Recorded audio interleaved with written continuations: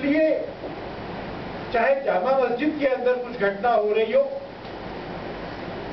चाहे ओखला में हो रही हो, माइनॉरिटी का आधार राज्य होने के नाते से उस राज्य में जो माइनॉरिटी में है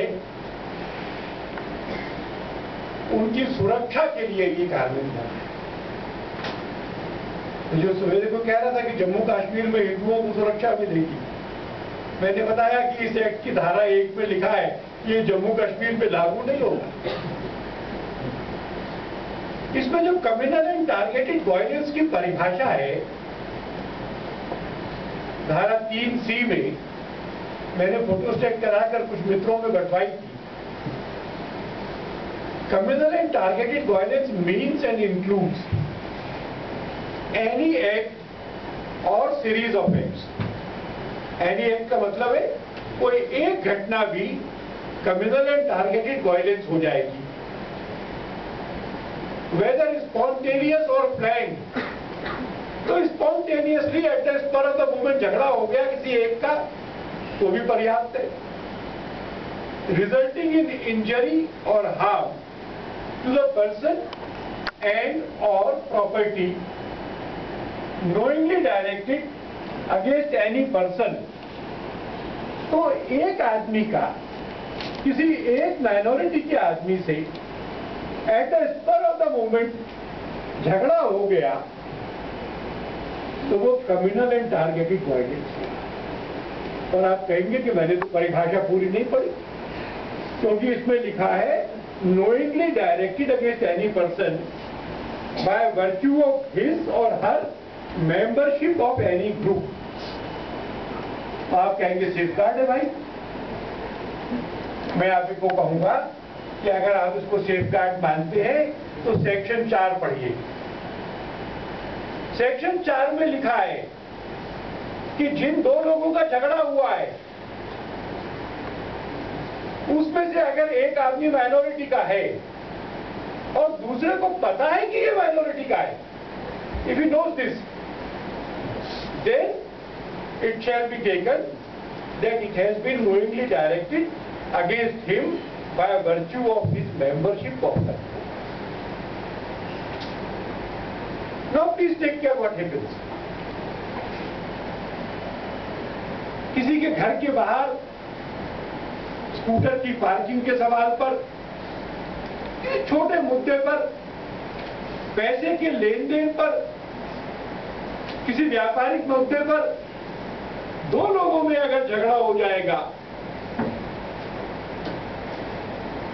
पुलिस दोनों को गिरफ्तार कर देगी।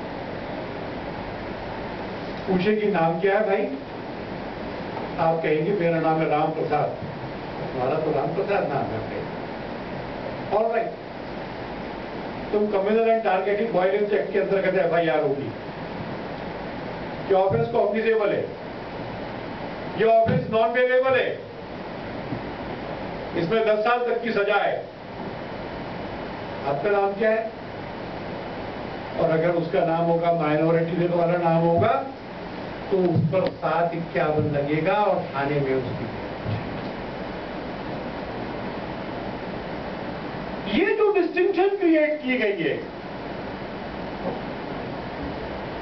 इस डिस्टिंक्शन को क्यों क्रिएट किया गया है? तो बहुत सारे वक्ताओं ने उन कारणों को बताया जिनको वो मानते हैं कि डिस्टिंक्शन इसलिए क्रिएट की गई है कि लड़ाना चाहते होंगे। इस बिल को जो प्रपोज कर रहे हैं वो क्या कहते हैं? तो इस बिल को जो प्रपोज कर रहे हैं वो कहते हैं, और इसको सुनिए, there is an institutional bias in the police, in the military, in the government, in the bureaucracy against the minorities।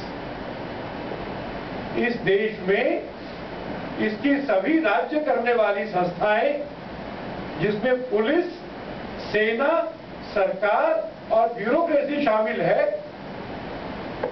इन सब संस्थाओं की एक इंस्टीट्यूशनल बायस है माइनॉरिटीज के खिलाफ। इसलिए इन चारों पर दबाव बनाने के लिए, इस बायस को दुरुस्त करने के लिए माइनॉरिटीज के बचाव के लिए हम इस बिल को लाए। This is the stated reason. यह वह कारण है जो उन्होंने प्रीएम्बल में कहा है, और इसलिए विक्टिम की परिभाषा में केवल ग्रुप का आदमी आएगा। क्या ऐसी कोई स्टैट्यूटरी एजम्पशन जो ये मानती है कि विक्टिम केवल माइनॉरिटीज का ही हो सकता है? क्या ऐसी कोई स्टैट्यूटरी प्रिजम्पशन जो ये मानती है कि इस देश का बहुसंख्यक समाज माइनॉरिटीज के प्रति केवल आक्रांता और उत्पीड़क हो सकता है? ऐसी कोई मान्यता क्या संविधान के बेसिक स्ट्रक्चर के अनुरूप होगी?